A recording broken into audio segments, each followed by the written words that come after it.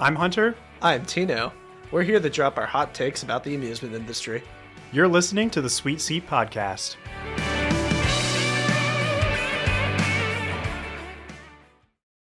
Episode 2. We're in episode 2. Can you believe it? We already did our first episode, and now we're here. We're here. I want to start out by saying thank you to everybody who listened to our first episode. We had over 100 people listen to it just on YouTube. Yes. In the first day. Yes. Thank you guys so much. We really appreciate the audience, even though it's just 100 of you guys. Right. We're gonna grow. Right. Exactly. We're really excited. There was a lot of engagement with some of our promotional stuff too. So it's very exciting to see that people are seeing what we're making.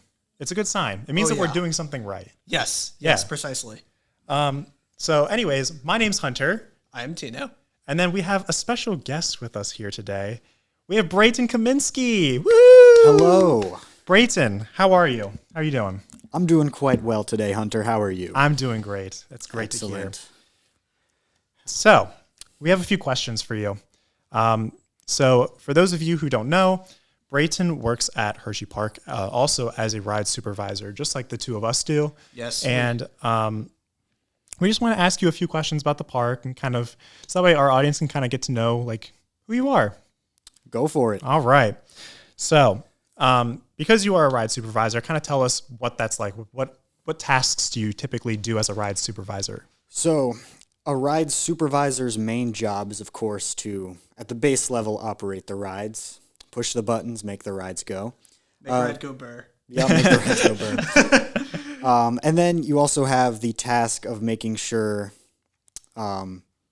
operators go on break at the right time. They're rotating constantly, and you're there to help them out whenever there's a guest situation or ride situation. Right.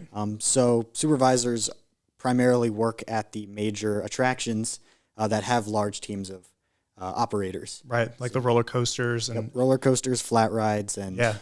some of the transportation rides. Yes. Awesome. That was a great description. Thank you, I don't think I Hunter. could have explained that any better. Oh yeah. Thank you, Hunter. That means a lot. So, obviously you have some sort of personal connection to the amusement industry, not the music industry. I don't know why I thought of that. And I like music too, but Music's okay, great, but it is. But how would you describe what makes you so connected to the amusement industry? What brings your attention to it? I think just the ability to have this place that can take everyone out of their day-to-day lives, the hustle and bustle, and just kind of takes them into a whole new world. Yeah. And I don't know, there's something about that amusement park atmosphere, the sounds, the smells. Yeah. It's an entire vibe. Yes. Yes. It's a complete, it's an escape, you know? I was literally about to say that. It's an escape from basically the rest of reality, the rest of the world. It really is. It really is. That's, man, great answer. Great answer. Thank you, Hunter. So obviously there are people who understand more about the amusement industry than other people. And usually the people who don't understand a lot about it, we call the general public.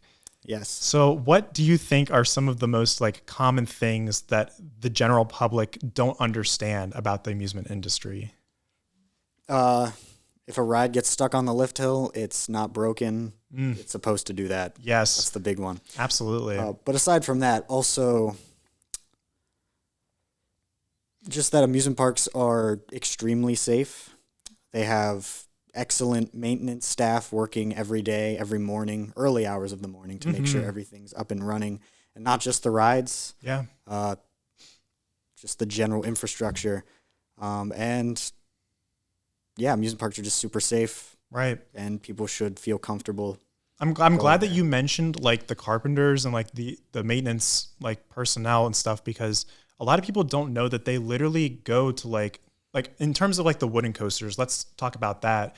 They will literally go to these coasters at 4 o'clock in the morning, 5 o'clock in the morning, so that way they can start inspecting literally every part of the track. Yes, they will. I'm pretty sure every single morning they walk the whole track. They right? do. Yeah. Every single operating day at least. Yes. Yeah. It's kind of crazy. Can you imagine literally walking the entire coaster every single morning? That's That's kind of sick. It's already scary to just walk the lift. It is. It is. Yeah. Yeah. Yeah, I have trouble walking up the lift hill as it is. Like, I'm stumbling. So imagine going like through the drops and stuff too. Yeah, it's crazy. That'd be wild. Yeah. All right. So last question that I have for you then, because I feel like the amusement industry as a whole is a very like media centric like topic, right? There's a lot of media that covers it, whether it be photos, videos, Reddit posts, things like that. So when it comes to like roller coaster and amusement park media, what do you think is like the most engaging? The most engaging amusement park media. Yeah. I mean, it's always fun going on like social media and seeing posts, not just from the amusement parks, but from people who have gone there and they're talking about their day, how much they've enjoyed it, or seeing what they didn't like. Mm-hmm. And then for us working at an amusement park, we can work to fix that issue if we can. I like going on YouTube and watching vlogs of people going to amusement parks just to see what the park is like, see what their reactions are, especially Hersheypark. I'm glad people like it. Yeah. Most of the time, it seems. Yeah, I actually go to Google reviews. I feel like people are the realist there. You get some like pretty raw opinions. Mm-hmm. And while some of the critiques are a little dumb, like yes, the ride only has a lap bar, but you're still safe. Don't worry. That reminds me though. I have screenshotted different Google reviews, and one of them was about someone named Eduardo, and they went on the fender bender, and apparently like it was something along the lines of like they were doing something wrong on the fender bender. So the person in the Google review described it as they threw their child out of the fender bender car and onto a roller coaster where they immediately got ran over by the roller coaster. By the way, this didn't happen. This did not happen. This is a false story. Okay. Yes. And I don't know. I'm willing to trust Eduardo. Really. well, it was Eduardo like the 13th. And then like right after they told the story, they were like, we're not taking that risk with Eduardo the 18th. And I was like, are you kidding me? Like, this person's totally trolling. That's a lot of Eduardos. That's a lot. Thank you, Brayton, for answering our questions. Hopefully you guys kind of get a better idea of not only Brayton, but also just like what we do in general. Yes. Because it's an interesting job. Yeah. We're going to get into Runaway Ramble. And today, this is probably one that I would imagine a lot of people are like, kind of not like waiting for, but like they look forward to this when it comes to like content creators. Yeah. And that's like what their top 5, top 10, whatever it be coasters are. Yeah. And for time's sake, we're doing top 5. So we're really narrowing it down to the best of the best. Yes. So just before we even get into it, do you guys know how many coasters you've been on? So like we kind of get a reference as to like what we're dealing with here. I've been on 104 roller coasters. Okay. I have been on 208 roller coasters. Dang. And I've been on a meek 85. Oh, that's fine. That's more than most people, I think. Oh, man. When you guys hear the top 5, you're going to be like, what? This man rode 208 and these are his top 5. But I think it's a good idea that we share this because like people need to know like the span of coasters that we could be talking about. Yes. All right. So let's get into it. Why don't we start with our guest, Brayton? We're going to go from 5 to 1 to see what our, starting from 5, going to our number 1 coasters. All right. So would you like me to explain my thought process reasoning? Absolutely. All right. So coming in at coming in at number 5. There we go. We have Phoenix at Knoebels. Okay. All right. Good choice. I'm a big fan of wooden roller coasters. I'm a big fan of smooth wooden roller coasters, and Phoenix is a shining example of one done right. Phoenix does that. Yes. And it is 75 feet tall. It's a triple out and back, I think, right? Yeah. And it's paced very well. Oh, yeah. Also, that coaster just has a unique history, too. Mm-hmm. Yes. My favorite part about it is that they relocated it, lost the blueprints, and then had to put it together like a puzzle. Right. Yes. If you ever have the opportunity to talk to one of the Knoebels, especially I think it's Dick Knoebel, he loves telling that story about how they rebuilt the rocket as Phoenix. Right. So, yep. you ever go to Knoebels and see him around the park, ask him. He'll love Crazy to tell you. crazy airtime at the end. Buzz bars, no seatbelt. Yeah. First time I sat in that train, I was very scared. But it's such a good ride. It's really good. Yeah, dare I say, I think it's a front row ride. Ooh. A lot of people would disagree because of that magic seat in the third row. Oh, that's true. I don't know. You triggered a bunch of people, just like Tino did last time. I just feel like there are more moments talking going. shit about like, what was it, Kings Island or something? You were talking shit about the Beast. You know, it's really funny that you say that. Uh-oh. Nuh-uh. Is it your number 5? Yes. No way. We'll get there. We'll get there. You know, actually, now that I think about it, I think I took the Beast part out of it. I might have. No, it was in it. Was it in it? Yep. Okay. Was it? Okay. It was about the monorail Yep. bit that we did. Okay. Oh, yeah. That's All so right. funny.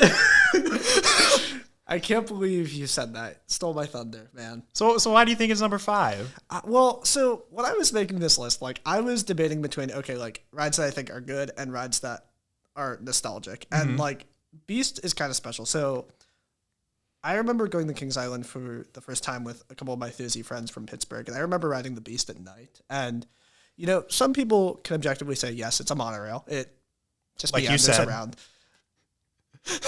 But at night, that thing is wild. You just have no idea where you're going. And I feel like just being in the woods at night makes it feel so much more faster paced than it really is. It's just, it's a whole different experience. Right. I've never been on it. Have you been on it, Brayton? I've not been on the Beast. All right, the Beast. Okay, gotcha. Mine, I feel like, is on nobody's top 5 ever. I am a huge, ever since I rode this at Six Flags Great Adventure, I was like, I am such a whore for flying coasters. I love flying coasters. And so because of that, I put Superman Ultimate Flight as number 5 because the first time that I rode it, I think I rode it in the back row. And that pretzel loop, holy crap. Forceful. You get thrown into it then. It's so cool. I'm assuming you've both been on it. Yes. It's like, I don't know. It's like, I love it because it's such a unique experience. And you don't find any other kind of roller coaster that kind of imitates that. Even like an invert, I feel like is probably the closest thing to that. But yeah, my favorite part obviously is the pretzel loop. But yeah, go ahead. Since we're on the topic, you've also ridden Batwing at Six Flags America. I have, yeah. How do you think it compares to Batwing? I think Superman is smoother. Okay. Batman is not bad, or Batwing. Yeah. Batwing is not bad. It's just from my experience, it was a long time to get on the ride because they were only running one train, so that didn't really help. Yeah. And also I don't know. I think the restraints are comfier on a B&M. I was gonna say B&M wing, B&M flyer than the Vacomas. That's valid. I don't know. Batwing, I'm a big Batwing fan. You really like it? Yeah. And Superman's good. The only drawback I think for me is that it's a short ride. Right, yeah. But yeah, it is. Especially compared, I think Batwing is probably a little bit longer. Batwing does feel longer. I think it packs in more than Superman does. I would argue it's more intense, Batwing. Yes. Yeah. It is, yes. Yeah. I would say so too. I just like the gracefulness of Superman. That's fair. Yeah. All right, Brayton, give us your number 4. Number 4. This might trigger some people. This might make people happy. This is Magnum XL 200 at Cedar Point. Ooh, I'm a fan. I'm right. a big Good, fan. good. I love the Triangle Hills. Yeah, there's probably the rawest airtime you'll ever get, ejector airtime. The first half is a little dumb. It doesn't really do much. Yeah. But second half, it's all there. It does what it needs to do. And I think the turnaround is very funny because it's banked horribly, and you just get and yoinked remember, to the side. Remember, they redid that too. They after redid it, opened. really? I love when you go that's in. the second attempt at banking it. I love when you go into it, you start banking too far out. Yeah. You start banking literally at the bottom of the drop that goes into it. And it's not heartlined. No. Beautiful. It's just so dumb. And don't forget about the trims. at the Oh my bottom. God, yeah. It's just wonky. Those airtime hills at the end, that they make it though. That's a Yes, good it number is very 4. fun. I like the tunnels too. I'm a tunnel Yes, guy, yeah. and that has them. All right, Tino. What's your number 4? Ah, yes. Okay. So this one's an interesting choice, and I don't believe either of you guys have ridden this ride, but I'll throw it out there. My number 4, I said, is Ravine Flyer 2. I haven't been on it. At Waldameer Park. Okay, so I jokingly call Ravine Flyer 2 like a mini Voyage. Voyage is a roller coaster at Holiday World, as I imagine many of you guys are aware. And I will say for context ahead of time, Voyage is not anywhere in this top 5. That's kind of surprising. Which is surprising, yes. Wow. Ravine Flyer 2, kind of like the Beast, also a fantastic night ride. I can imagine. I love the setting of Ravine Flyer. I love how you can see Lake Erie like just like at the top of the lift hill, and you just dive into that ravine and fly over the road. Right. Just one of the coolest coaster elements. Pacing on that ride seems to be what carries it. A lot of people say the pacing's weird because at the end, like if you catch it on a slow day, it kind of loses its pacing for the second half. But I have always had a very, very enjoyable ride on it, and the airtime's very good. Yeah. Especially going over that, when you're going over the road, I feel like that's probably, would you say that's the best part, like when it comes to airtime? Oh yeah, going over the road and coming back too. Yeah, like right. just the bridge is amazing. Yeah. All right, my number 4. I feel like this one would be higher on most people who have only ridden 85 coasters like me, but I put it at 4 because when I rode it, I felt underwhelmed actually compared to what most other people think about this coaster. This is Maverick at Cedar Point. I loved it. I still loved it. It's in my top 5, right? So it's still a really good attraction. However, I got off it being like, I don't even really remember what happened. Like I remember like the transitions, like especially when you're banking from one side to another, those like whippy transitions I remember very like fondly. The inversions, I felt like they were kind of, they kind of blended in with all other kinds of inversions on other coasters and stuff. So it felt kind of bland to me, but the launches were punchy. Like the second launch that you go through is punchy. The drop is amazing because it's that beyond vertical drop. Yeah, I don't know. It sounds like I'm hating on it more than enjoying it, but like it was still really good. It's number 4. Right, exactly. And even out of, what'd you say, 80? Out of 85. That's still good. Right. So I don't know. It didn't do it for me. Alrighty, let's move on to number 3. Brayton, what do you have? Number 3 is Sky Rush at Hersheypark. Okay. Right at home here. At home park. Yes. And it's not because of the airtime. Really? It's because this is going to be another Brayton L take, but front row is the place to be on Sky Rush. That is an L take. Front row is fun on Sky Rush. I have to agree with it. It's fun, but it's not as good as the back. I'm a speed guy, and if you want a pure adrenaline rush of just speed in the purest sense, front row. You just get it all in the face, and it's wonderful. But the airtime, it's good. The laterals are, of course, good. Right. Especially on the Stengel dive. Do you prefer wing or middle seat? Depends on how I'm feeling. If I'm like, let's do it, I'll go wing. If I just want to. If you're okay with the rattle, you'll take wing. Yeah. The rattle doesn't bother me. The rattle isn't something that bothers me. I can't stand it anymore. Oh, man. I have to take a middle seat. How about the back left? That's back left. Seat. Yes, that's exactly where I would go. Not on the wing though. I go on the wing. Right. The wing, but for the Stengel, right? That's what you're trying to say. Because I feel like that's like why you would choose left versus right. Everyone's just always told me back left is the most intense seat on the ride. So that's just always. I feel like you just get thrown a little bit during that Stengel if you're on the left versus the right. I think so. Yeah. I guess that's the argument for it. Yeah. That's what I would say. Also, that like whippy, the like S-shaped airtime hill. Yeah. Towards the end of the ride. Yeah. That's a really good element. That is a good element. Yeah. All right. Go ahead, Tino. What's your number 3? Sky Rush at Hersheypark. Let's go. No, I put that there too. And I'm like, okay, so for many of the same reasons Brayton mentioned, but I think there's also just a sentimental part because it is also my ride for this year. Oh, okay. So yeah, also that part too. Yeah, that's fair. Yeah. But yeah, great airtime. We kind of already went over it. Yeah, Brayton kind of beat me to it, but good ride though. He stole your thunder. It's okay. Hey, we didn't talk about positives. That has good positives. Oh, yeah. Yeah, that's true. It has good everything. All right. Number 3 for me is my first of 2 RMCs, and also the only 2 RMCs that I have ridden so far. This is Lightning Rod at Dollywood. Oh, that is a bucket list for me. I still haven't had. You haven't been on it? No. Really? I'm kind of out of your 200. You haven't been on. I've never been to Dollywood. Oh, you need to go to Dollywood. Dollywood is such an amazing It's a bucket park. list. I want to try and get there. They're like literally like, in my opinion, they're like the Disney of like the South. Obviously, Florida, Disney, yeah, South, yeah. whatever. But you get what I mean. Yeah. But no, lightning rod is like if you can catch it when it's actually open. Yeah. Is an amazing ride. The launch is punchier than you would expect, especially for one that's going up. Like it's not like, level to the ground and stuff. You're going up the mountain. That's a really great launch. Obviously, it works. Right, exactly.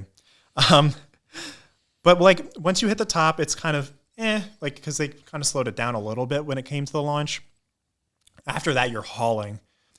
All right, number 2. We're getting down into the very nitty gritty here. Number 2, Tino's going to like this answer.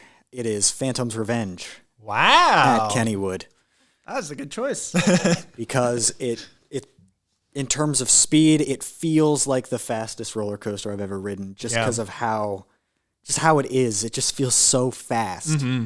And that second drop, it feels as legendary as people say it is. Yeah. It's just so unique. It's so cool, yeah. The ending is just so out of control. Yes. Like even if you want to hold on for dear life, like you would be gone if you did not have a lap bar. Yeah, but the airtime actually wasn't my favorite part. I was not that impressed by the airtime. What's with you and airtime, man? I guess it's not something I'm super into.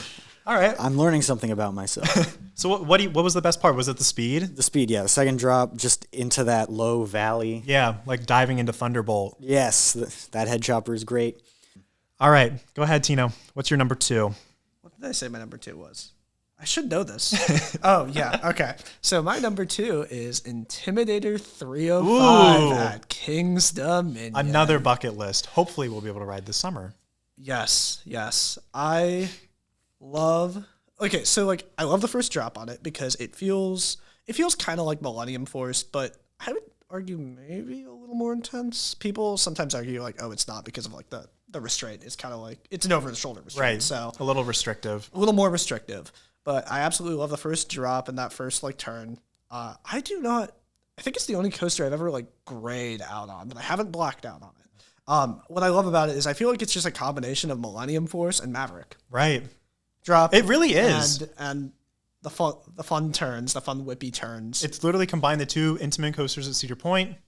Here you go. There have been trips to King's Dominion where I've just lapped that thing because it doesn't really get a line either. It's kind of like Skyrush. From Yeah. what I've heard, like Skyrush doesn't Yeah. really get a line because it's pretty intense. Yeah. And that's probably the same for Intimidator 305. Yeah. Especially if they're running 2 trains. Like, I mean, they're 8-car trains. Right. Like, I think it's 8. You can Don't seat a quote me on lot of that. people on that. Great capacity. yeah. All right. So my number 2, we've already talked about it. It's Skyrush at Hersheypark. Hey! I'm glad we're all fans of Skyrim. Yeah. We're not biased at all, I promise. I put it a little bit higher up there because it really does have amazing airtime. I really love airtime. Like I love it when I feel like out of control. That's the best part about it. And the first drop, we didn't even mention that, but I love the first drop, especially in the back row. It literally feels like it's trying to throw you to the ground. I think Skyrush is one of the few rides where like that first drop has like 2 segments to it. It's like your initial drop. It does. And then the second part where you just yeet Right. out of your seat. It makes sense though, because it's like it's got like a normal like a circular arc to it, and it's not usually like how other coasters are, where like at the beginning like it dips down really quickly and then it'll kind of level out as it's going down.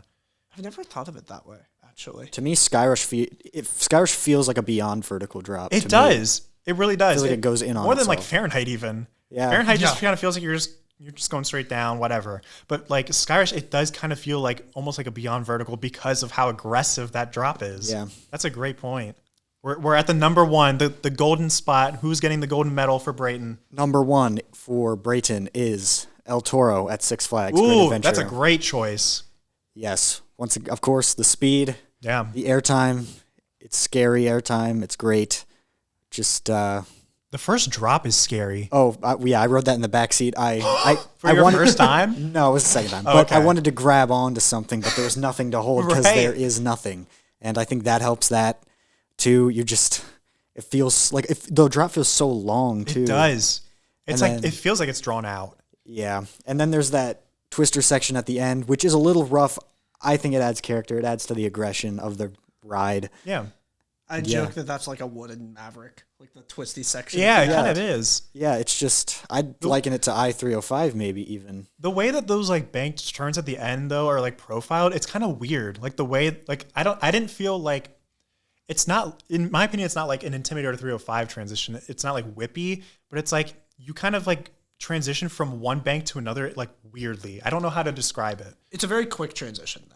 It is quick. It's kind of like you're on a half pipe. Yeah, that's actually a great way to describe it. It's, I would say like it's almost like it's heartlined in a better way. Kind so of. Like I think you feel more centered in that Right. rotation. Yeah. I think that's the best way to describe that. All right, Tino, give it to us. What is the number one out of the 200 and whatever coasters? The number one spot has to go to Iron Gwazi. Oh, Busch Gardens, Tampa. I'm jealous now. You've immediately made me jealous. And there is a single element on that ride that takes the cake, and that is the death roll.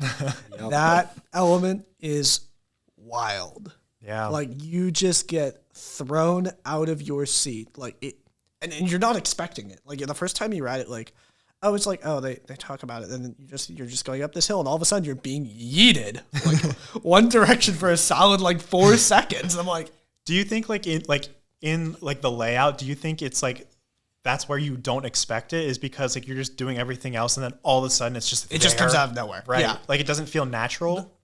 Yes. The thing that's like very like distinct about Iron Gwazi is I think it is like in terms of pacing of the ride, it is probably the fastest paced RMC out there. Like in terms of how fast the elements hit. It's I can almost see like, that.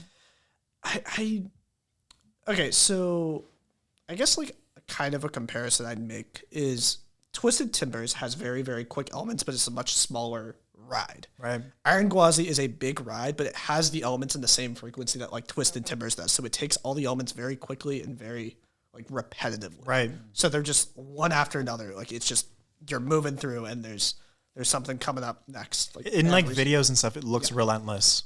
Exactly. Absolutely. Yeah. Like exactly how you're describing it. It just looks that way. So I can't even imagine what it's like to actually be on it. Yeah. I bet you if I wrote it, it would probably be my number one. But I haven't written it, which means I still haven't mentioned that other RMC. And this is going to be so like cliche. Like I feel like everyone says this, but it's just that good to me. It what's the word I'm trying to think of? It exceeds your expectations, even though they're so high already. And that was Steel Vengeance at Cedar Point. I waited 3 hours for this ride. Okay, so my expectations were automatically super high to begin with, but then also waiting so long and watching it go, I just they were there, and I got on it, and I got so lucky enough that they put me in the back row. Nice. Wow. And that made me even more excited. We go up the lift, and then the whole way from the drop to the brake run, I'm laughing, smiling. I don't do that on like coasters that I've never been on for the first time. Like I might do it like throughout the ride or during certain moments, but it was the entire ride. Everything about it, from the airtime, the pacing, just the forces on the ride in general. Like it's nothing. When I wrote it, it was like nothing I'd ever been on before. I'd never been.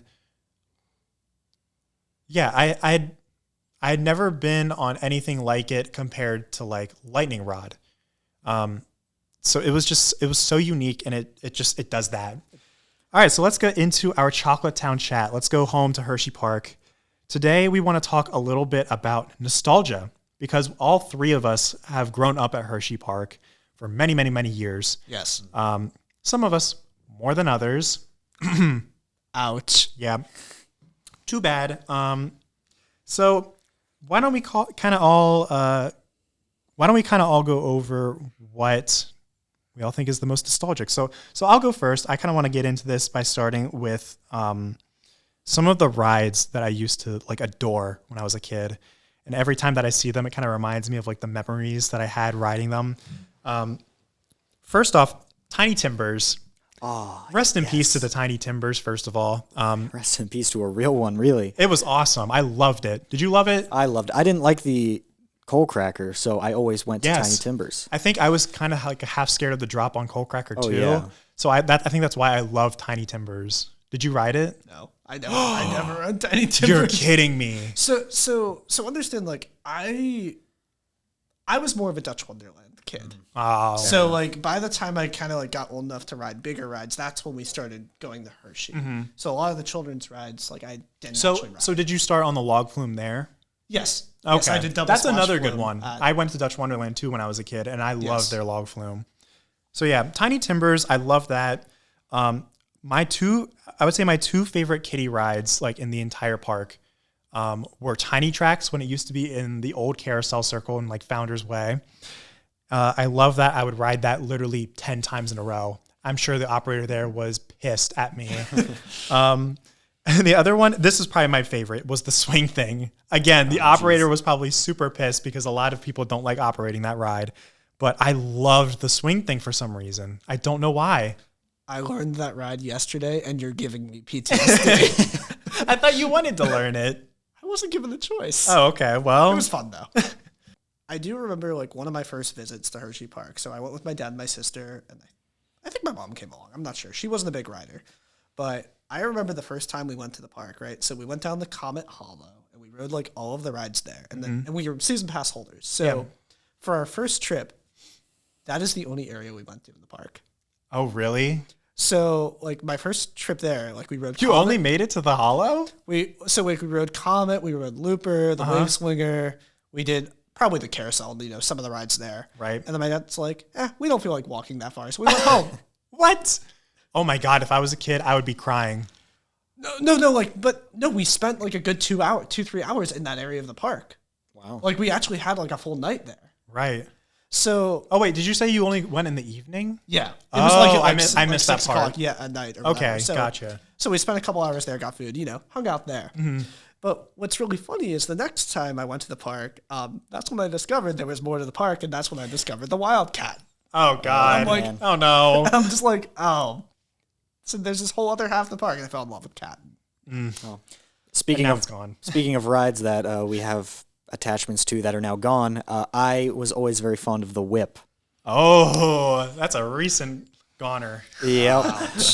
Hey, it's not gone yet. It's still at It's the park. there, but it's not there. There. Yeah, At the same I was time. I was always a big fan of the back of the park, which is a weird take, but I liked it back before Laugh Track was there, so there was like nobody ever back there. Yeah. And there wasn't this big box there where Did you- Laugh Track is. Did you like the mini train? I love the mini train. Ooh, I loved it too. I totally forgot about that until you mentioned like Laugh Track being there because I was like, I forgot that mini train was there. I always felt like I was too big for it because the seats had like bubbles, and if you sat down, it would like flex downwards. So I don't even remember that.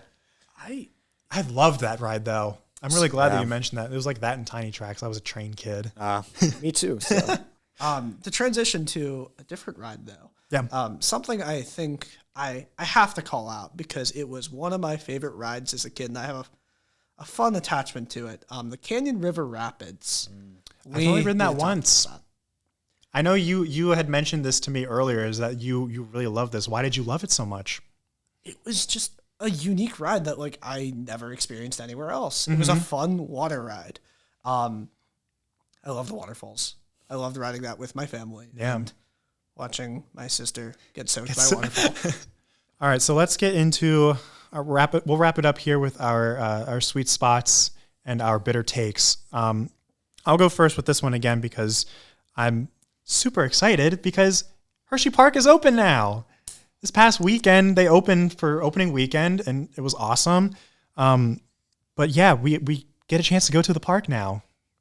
excellent. It is amazing. I could drive 40 minutes to ride roller coasters again. Woo. But like we've waited all off season and now we can finally go to the park. We can work again. Yes. I can finally get a paycheck. I can push buttons again. The bank account is looking dry as hell. So I'm very appreciative that my job is now back up and running. Of course. So yeah, I'm sure a lot of you have probably already visited the park this weekend or worked because I know some of the people who work at the park have watched this as well.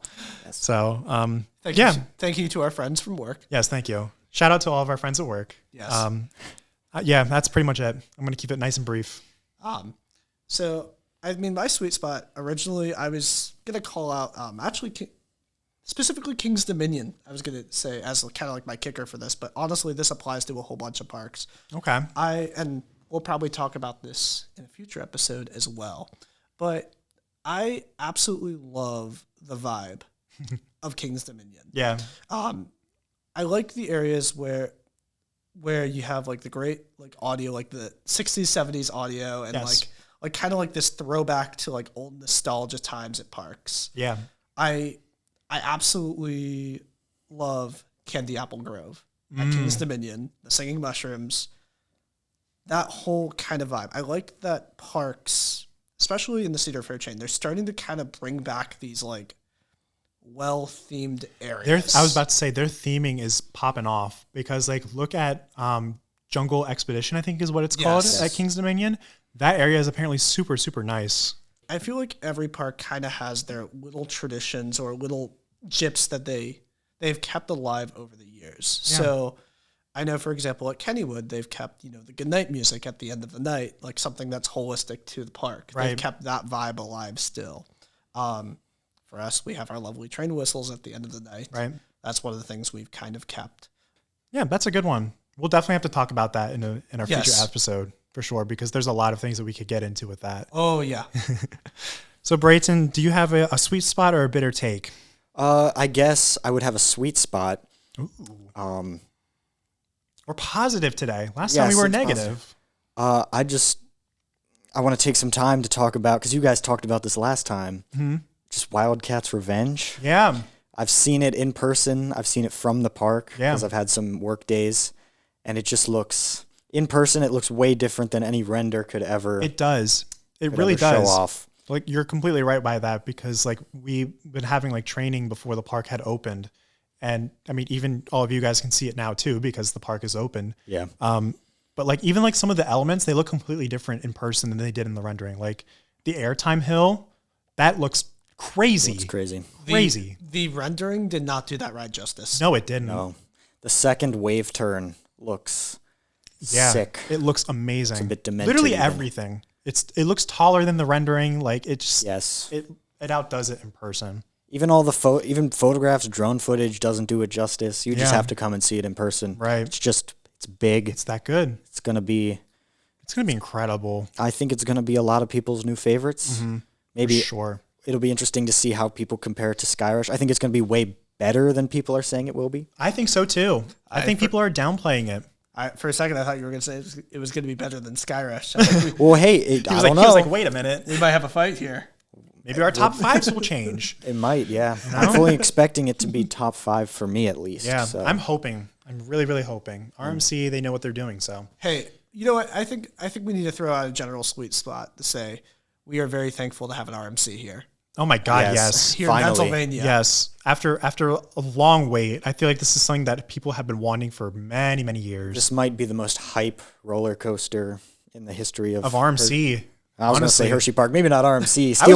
Steel Vengeance hype is pretty that's pretty fair. up there. That's fair. It's one of the probably most anticipated RMC conversions. Yes, and I think it's going to surpass a lot of people's expectations. Definitely. Maybe not the best, but upper mid-tier at least. Yeah, at least. For sure. Yeah. Well, that pretty much does it. We had a really good episode. We got to know Brayton a little bit. We talked a little bit about our top 5. And then we went into a little bit of nostalgia, into our sweet spot. So we had a great episode, a lot to cover. So that's going to do it for today's episode. If you want to, as you should follow us on Instagram @ the sweet seat _. You can follow us as well on Facebook and Twitter.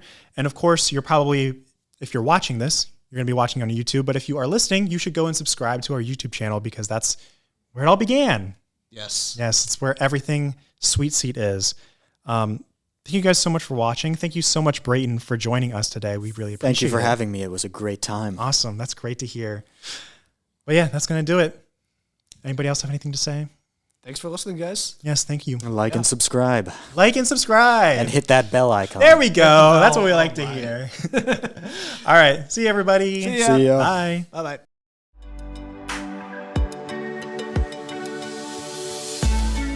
Thanks for riding along with us on the Sweet Seat Podcast. Don't forget, we dispatch new episodes every other week. Be sure to snag a season pass to our podcast by following us wherever you listen.